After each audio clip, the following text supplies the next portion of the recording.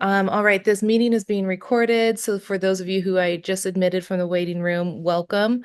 And we do put this recording up online after some very light video editing. So just be aware of that if you um, want to be on or off camera, etc. Okay, for those purposes. So in the chat, if you want, we have a very intimate and smaller group today, which is fun because we're going to be doing a lot of like kind of deep thinking together. So this is a really good size of a group to be doing some of the collaborative planning that we have on the slate for today.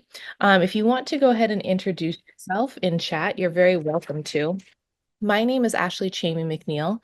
I get to be your facilitator. I get to work closely with several of your community members when we think about the design and kind of the scaffolded plan for what these bi-monthly community of practice meetings are. And you have found yourself in our February meeting for the Montana ICWA Community of Practice. And so we have been doing this for a minute now, and this is our first meeting of 2025, right? As some of you already heard me say as we were getting going here. So Happy New Year, even though it's the end of February. And it's really great to see you all. Let's see if I can't advance this slide.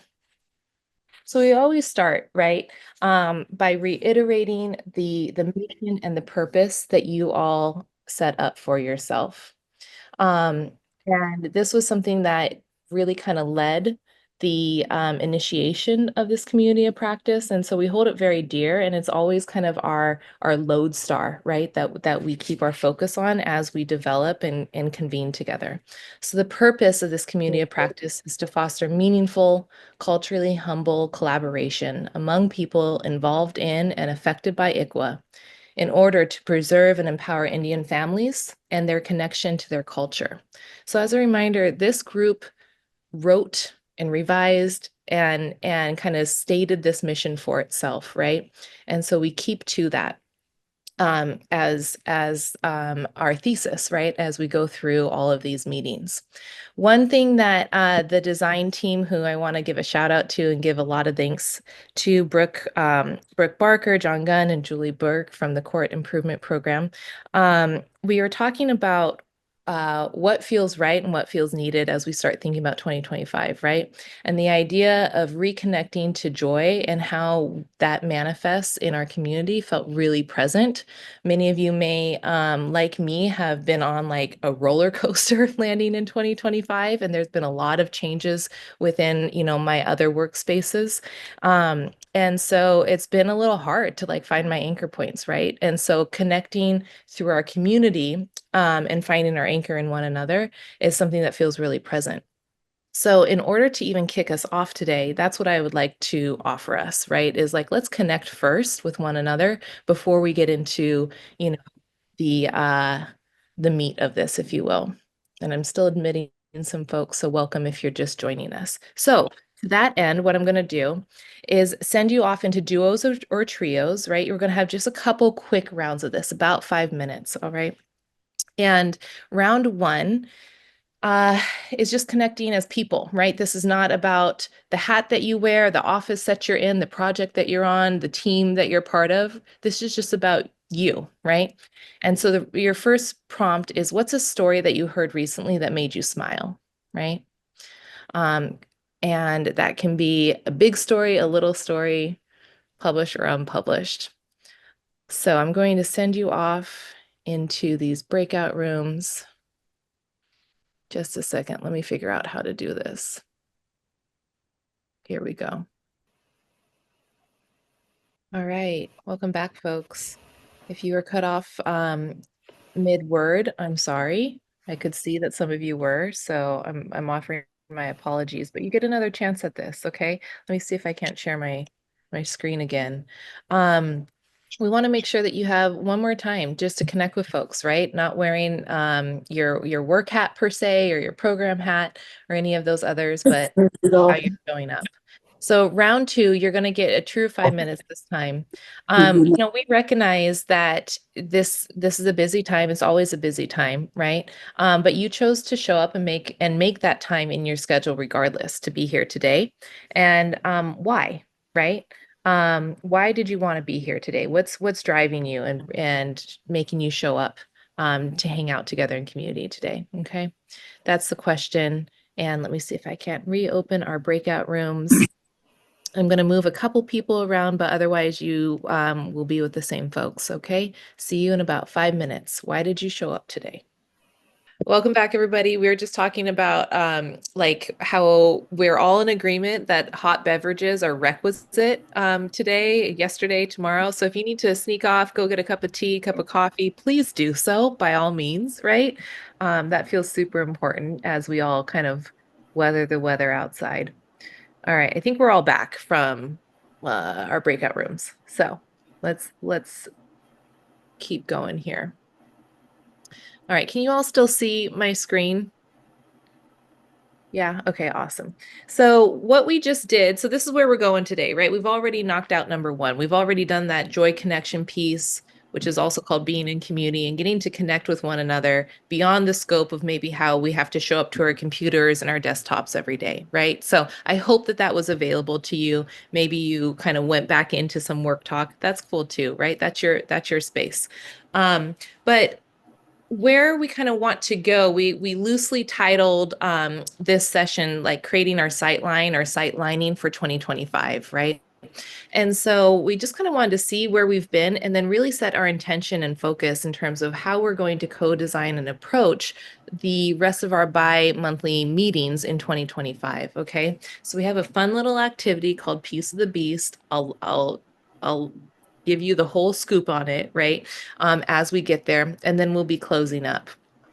So um, let's see, where we have been. We need this little flow chart in the hopes to just give an additional point of view or some clarity about how this community of practice was formed, but also like all of the building work that you all have been doing over the last almost a year and a half now, right? So some of you have been here from the very, very beginning, which is very exciting, right? But officially, this group kicked off with its first meeting back in October of 2023, right? And that was in the good hands of your facilitator at that time, Shannon Patterson.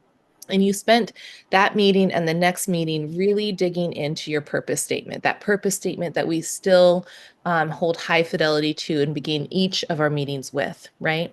And so that's what you can see. Oops, sorry. I had an ad block like uh uh message just pop up. Okay. So if you can still see my screen, okay. So that's what you see in kind of the brighter yellow, right? Is like that's when you really locked into that purpose statement.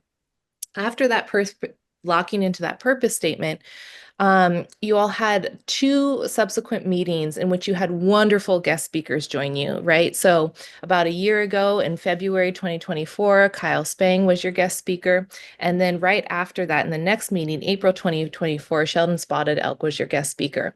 And these are two guest speakers that you felt really kind of had a lot to add and a lot of insights that related to the purpose statement that we read together that you created for yourself, right? So your information gathering, you were digging deeper into the nuances and complexities of that beautiful purpose statement. There was a lot of inspiration that you all took, particularly from Sheldon's talk, right? Sheldon was talking a lot about like active efforts. And this is where kind of nuances around compassion started, like the seed of that, of an idea and how that plays out in your daily lives and work in your communities started to kind of like take root and start to grow, right? So inspired by some of the details that Sheldon's guest lecture presented, the next two meetings were really pulled from some of those insights, right? So meeting number 5, we dove even deeper into this idea of active efforts, and in particularly around like how do you improve trust within the system and the stakeholders of the system, right? So we did a lot of kind of working within the community and like the participants here to co-develop ideas, right? And source knowledge from one another. So that's why you see a different kind of shape and color in this flow chart, right? So the teal boxes are your guest speakers, whereas these blue shapes are meant to demonstrate more like this internal and like germinating work that you've done in co-creating knowledge together. Okay. Same thing with meeting number 6. We kept kind of riding that wave, if you will. And we said there's so much that's coming up. There's so many ideas and resources, and there's so much rich knowledge here within the community that we wanted to capture it a little bit, right? And so we thought about crowdsourcing those resources and identifying and kind of nailing down some of those key best practices. And that lives as a doc that both Julie and I have, and we're very happy to share with you. We haven't published it yet because there's a lot of mechanics in terms of what's appropriate to put online with with a bunch of folks' personal emails and contact information, right? But that's a community resource that we have that we can share with you at any time, right? And all of that really kind of paved the way for continuing an exploration around what does compassion mean? How does it show up? And how do you show up compassionately, right, in the work that you do with your community? And so we knew that we wanted to close out the year with a deep and more considered focus on compassion. And so together we again kind of went into that co-created exploration and knowledge around what compassion means and how it shows up in your worlds and your work. And that set the scene for us to welcome then our third round of guest speakers. And that was Vivek Sankaran and Sherry Fremont that we had join us just this past meeting in December. So that's where we've been, right? The path has been, I would say it has been a natural path, right? It's been something in which we like perceive the needs and the desires of this community and keep following it. But also when you start looking backward at it, right, in that flow chart kind of style, something that I noticed was how sensible it was, right? How sensible it is to seek others, right? To gain more information, to gain deeper insights, and then to come back together around nodes of inspiration to dig even deeper together, right? So given that kind of structure, right, we just want to think about where we're looking ahead to now that we're in the new year. So, I think it's like fair to say that this year we'll probably have a lot of challenges that we can and can't imagine right now, as all years do. Um, I was mentioning before the call and kind of at the beginning of the call that I don't know about you all, but for my other clients and for the other hats that I wear and my other work, it's been a wild ride trying to settle into this new year, right? There's been a lot of changes. A lot of programs that I usually participate in have been cut. We've had to figure out funding, right? There's been a lot of big changes. It's been pretty wild. So certainly there's going to be those challenges, right? But also there will be opportunities, okay? And what we know for sure is that to engage some of those opportunities, to survive some of the challenges that we can and can't imagine right now, we're going to have to be in community together. Like this is our anchor right here, okay? So where do you want to go in 2026, right? I wanted to share with you, going back to the slide deck, one of my favorite quotes, one of my favorite kind of ideas from an author who I really love. Her name is Maxine Hong Kingston. She's an Asian American fiction writer. She lived by her pen. She won a lot of awards, but she also, I think, to her own credit, the thing that she would often speak of as some of her like greatest achievements is that she ran this writer's workshop for a very long time for people to use the art of writing as a way of healing. And she said that in a time of destruction, create something, right? Pretty simple, but it's been something that I have found to be pretty powerful as a guide in this new year. So given that, right, we thought, okay, what does this group really want to create and like focus on? Like what is the thing that we can set our intention and our sights on in order to chew on together and really leverage the deep experience and knowledge and expertise of this group, right, to generate clarity around really hard things, that are coming up in this year or that maybe persist from years and years past, right? So this is where we're getting into the like funny play that Julie is so good wordsmithing, called Piece of the Beast, right? What is the one piece of this like big abstract unknown, right, beast, if you will, that this group wants to devote at least part of its attention to over the next handful of our meetings together? Okay. So to that end, if you want to grab a scratch sheet of paper, or your phone, or pull up a note doc on your computer, whatever holds water for you, I want to give you kind of this scaffolded sequence of how we can start thinking about and aligning on a couple topics that you may want to tackle, engage, reckon with, right, together as this community of practice, over the next several meetings that we have. Okay, so if you have your piece of paper handy or your phone, that's great. I'm going to give you a couple minutes here, just alone by yourself in your own mind and heart, to write down a couple issues or topics related to ICWA, right, that you see in your community, in your line of work, in your practice, okay, from your unique perspective. What are just a couple? You don't have to do a laundry list if you don't want to. Just a couple, right? Topics or issues related to ICWA that you see manifest in your community, in your line of work. And I'll be quiet and give you the next 4 minutes.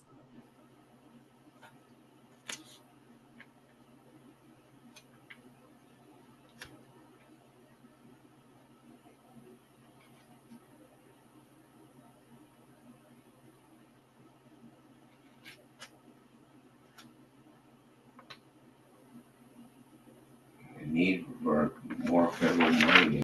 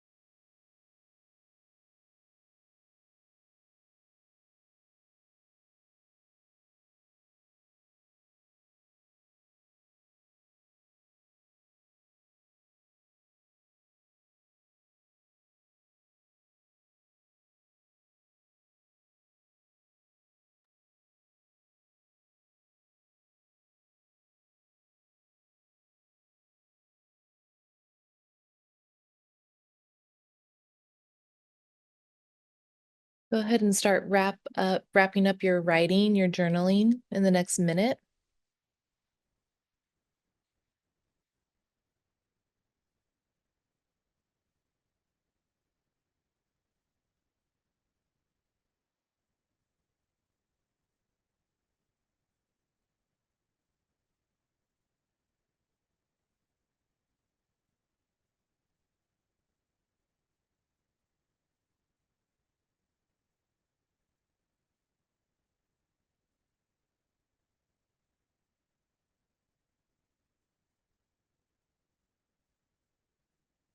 Okay. I know some of you are still writing, so I'm sorry to interrupt you, but go ahead and finish up your thought.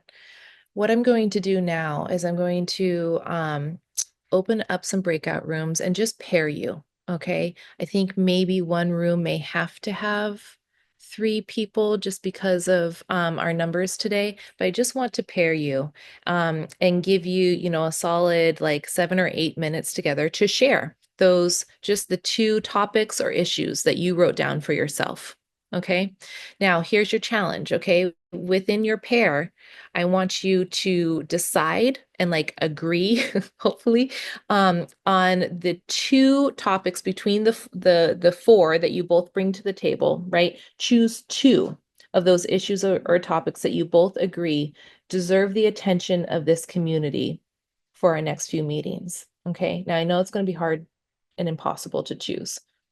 So you may have to flip a coin, and that's okay. All right. But go ahead and whittle it down between the 4 that you both, cumulatively present. Choose 2 that you think this unique community of practice is best suited and that deserves to, engage in the next handful of meetings. Okay. Here you go. About 7 minutes together. Welcome back. Everybody else should be plopping in the next handful of seconds. Here we go.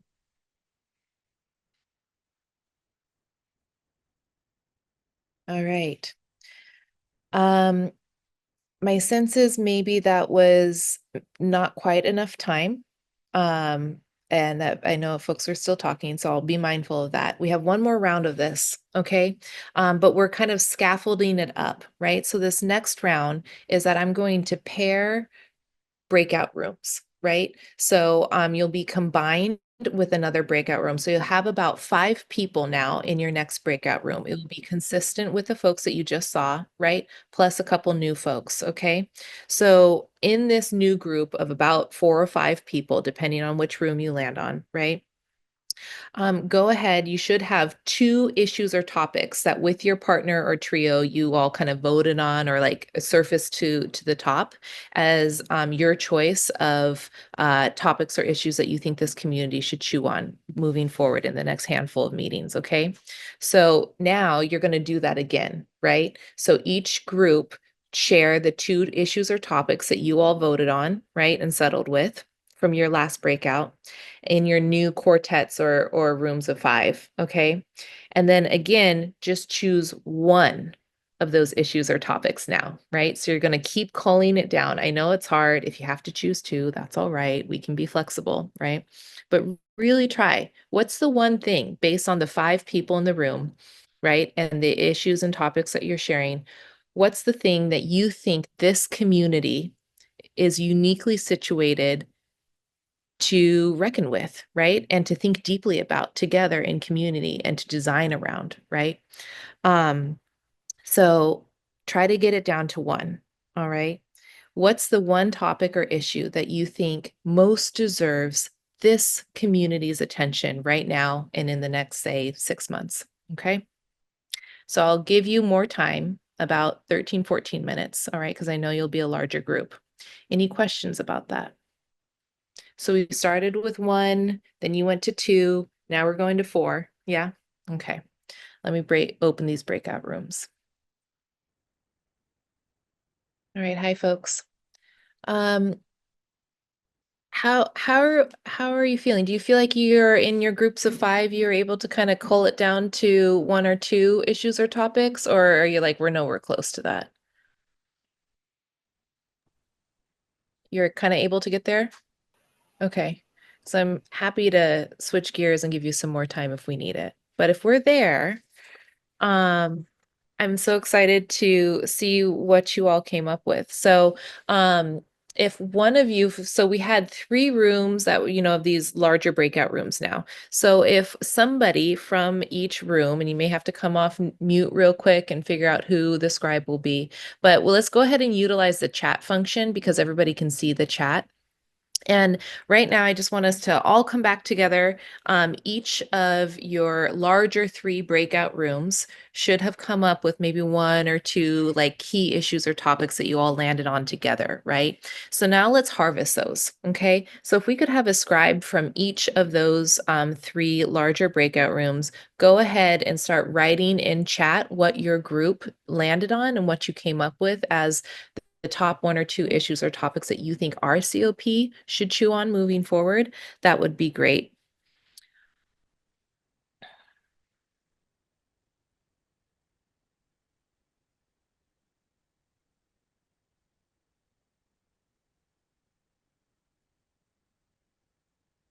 Yeah, and the need for more tribally enrolled QEWs. Mhm.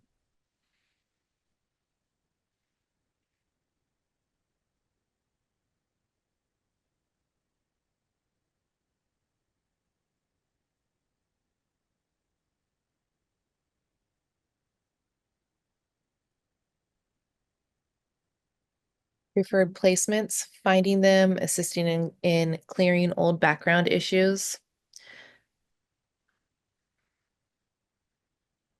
And that's also keeping alongside preferred placements, keeping kids with family, yeah, and culturally connected.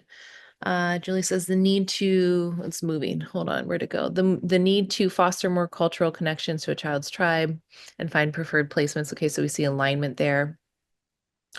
Uh, Julie, were you in Heather Webster's same? Okay, Yeah. so that was from one group. Okay, cool. Um, Valerie says the need for more tribal foster families.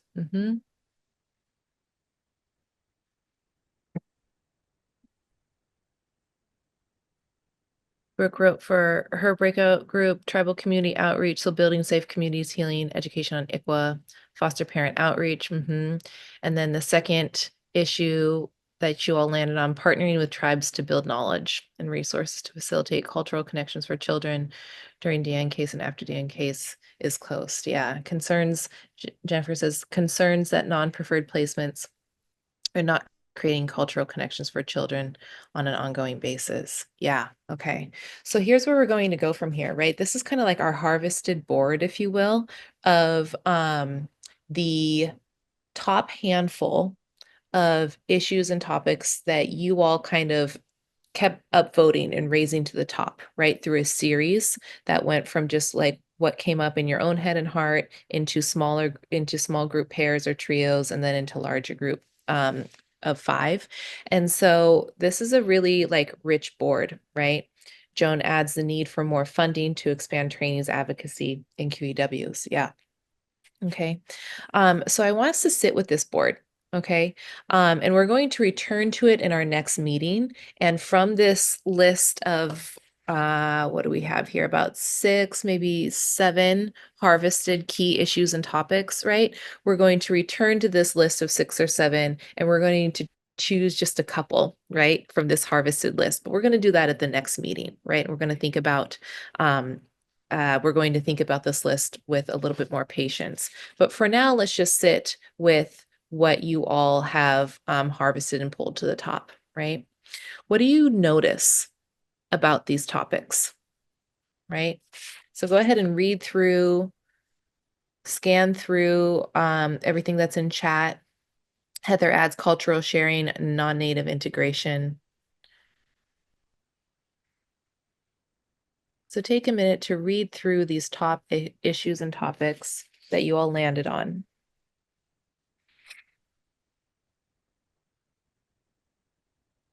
Just kind of objectively, what are you noticing about these topics? You can go ahead and come off mute I if you want think to. we all relate to cultural connection and identity. Yeah, right. It's coming up a lot. Not surprising for this group. I feel like that's one of the key kind of ethos that has been driving a lot of our work. It's wonderful to see it named so explicitly. Yeah, what else are you noticing about these topics in the chat? This is Birdie. I think that these here are probably the foundation components, I guess, building blocks to implementing the ICWA law in the community and for for the children, for the people. That's what I'm seeing. Yeah.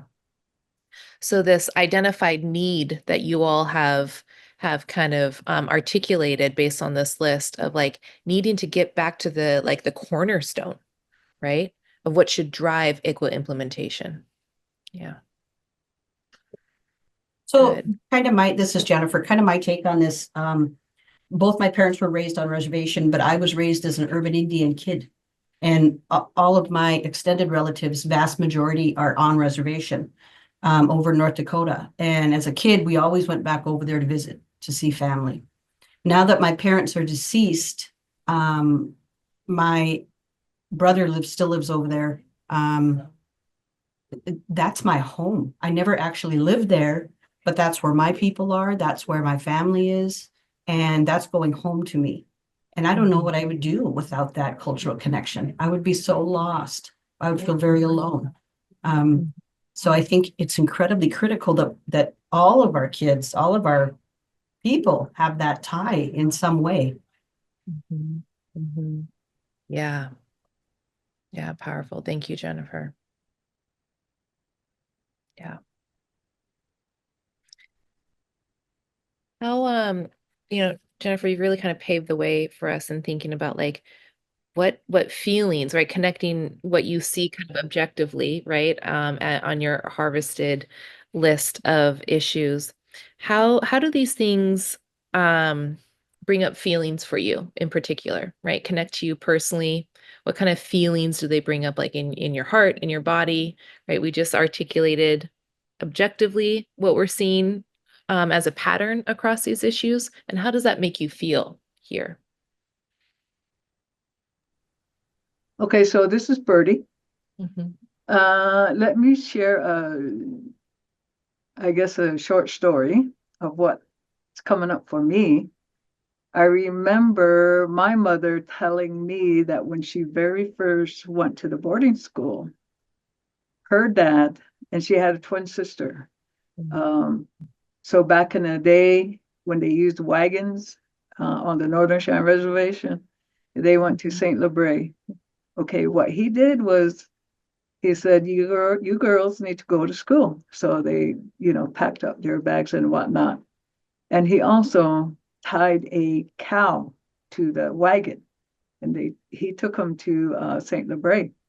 When he got there, he told the priest, "Here are my two twin daughters, and here is some beef to help feed the rest of the children, wherever the kids are coming from." There's some. And so to me, that story has always meant, that foundation right there. It means a lot. But to me, is that for me, education wise, that helped me get my degree, and because he paid tuition. That's what and there's a lot to that story, but that's what's coming up. Thank you. Yeah, yeah, Birdie, thank you. I can't imagine the faith and the trust he must have put into that institution to raise those girls right. I Mhm. mean, to go over there, I mean, he paid for their tuition, but Yeah, he turning them over to another entity, trusting and having faith that they were going to get the education and the tools they needed to be successful in a very changing world. Wow, that's yeah, amazing. Yeah. Look yeah, at the foresight he had. yeah, Wow. yeah, Mm-hmm. Yeah. I also love too in that story, Bertie, like how, so that would have been what your grandfather, right? Had the instinct and the understanding and awareness that the well-being and like the literal nourishment of his girls, his twin girls, would also be dependent on how well everybody else would be nourished, right? Yeah. Yeah. Anybody else? What, like, given this list, right, that we just harvested, any feelings that are coming up or stories or kind of connections that are coming up for you that you'd like to share? I'll just share, Ashley, I'm feeling really grateful because I think this shows that everyone who's doing this work cares about the long-term best interest of Indian children. And so it's frustrating when you see what's going on at the legislature with the MICWA, but then when we get into community, Mhm. all the people who are doing this work care about the right things, and I'm so grateful to each and every one of you. And I'm feeling grateful and I'm feeling motivated no matter what happens at the legislature that we'll keep moving on and progressing. And so I just want to thank everyone. I think that's a really good point, Brooke, because legislatures come and go, policies come and go. We've seen that obviously time and time again. It doesn't always go our way, but the heart of the movement and the heart of what's right on behalf of our children will always be there. So we'll always force that change. We'll always do what's best for our kids. And I think, I don't know how you don't get discouraged doing what you do, but I think when that happens, you got to come back to the community. Yeah. I think it's fair to say everyone involved in these conversations, in the work that we do, whether it's the department, CASA, all of you guys and what you're doing with your tribal work, we know what's right and best for our kids. And, voices, you can try and stop voices like that, but it doesn't work. We'll always come back. We'll always do what's right for our own, and for our children. So when you get discouraged, come back to the people that are doing the work. Yeah. Yeah. And Good. thank you for doing the work that you do. I could not do it. Yeah. Yeah. A lot of nodding heads and a lot of love and gratitude here, right? You all are showing up. And sometimes all it takes is a story like Birdie's Yeah, totally. to bring us right back to our roots and to what's real. Mm-hmm. Mm-hmm. Yeah, that's So right. thanks, Birdie, for sharing that. Thank you, Jennifer. It was beautifully articulated, Jennifer. Thank you. Yeah, Thank thank you, Jennifer. Mm-hmm.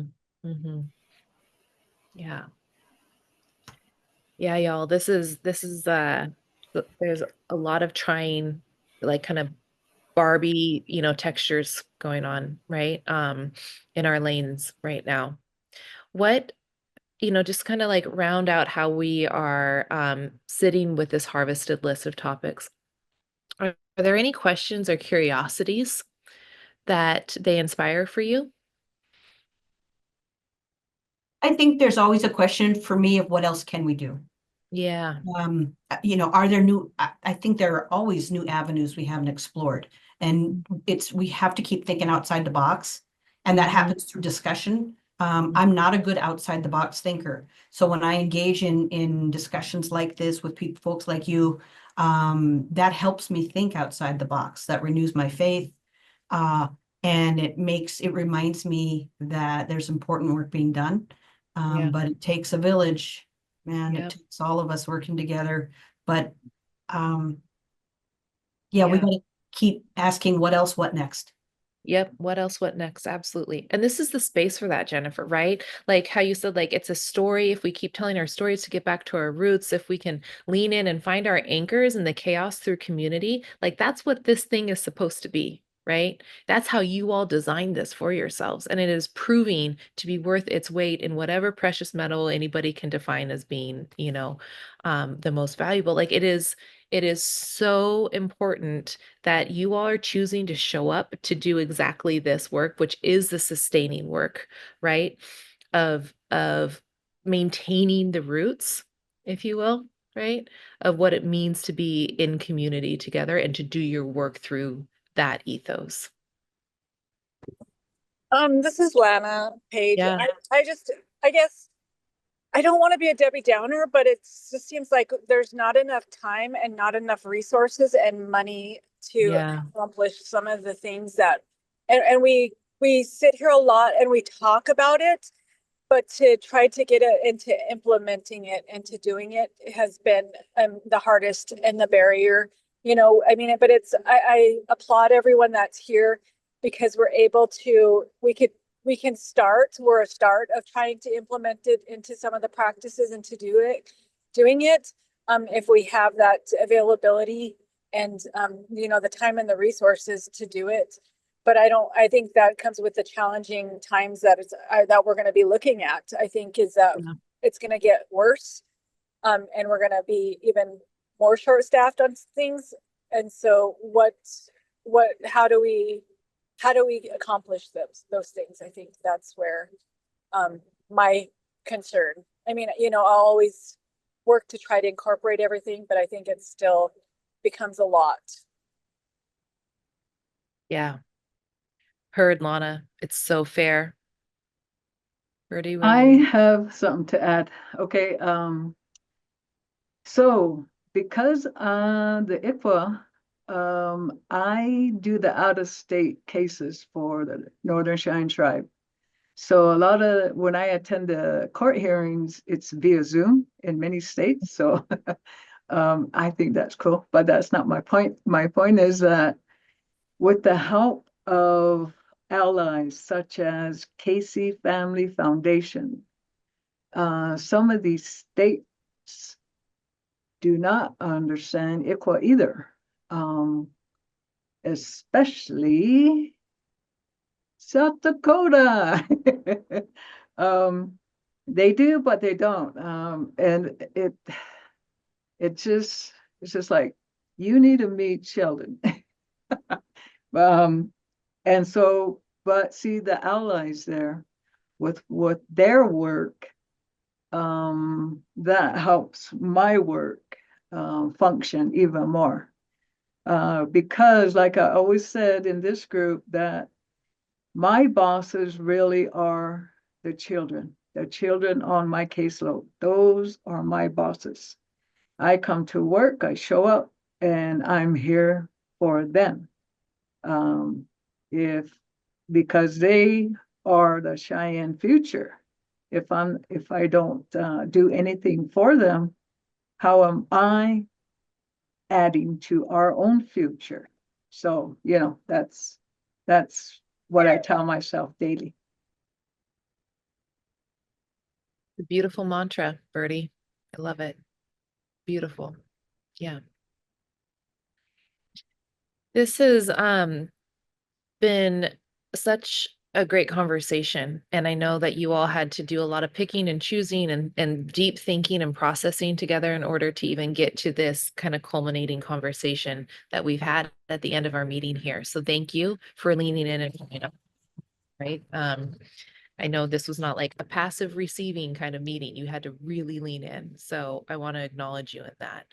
And we are at it's about quitting time, folks. We're at the end of our scheduled meeting time.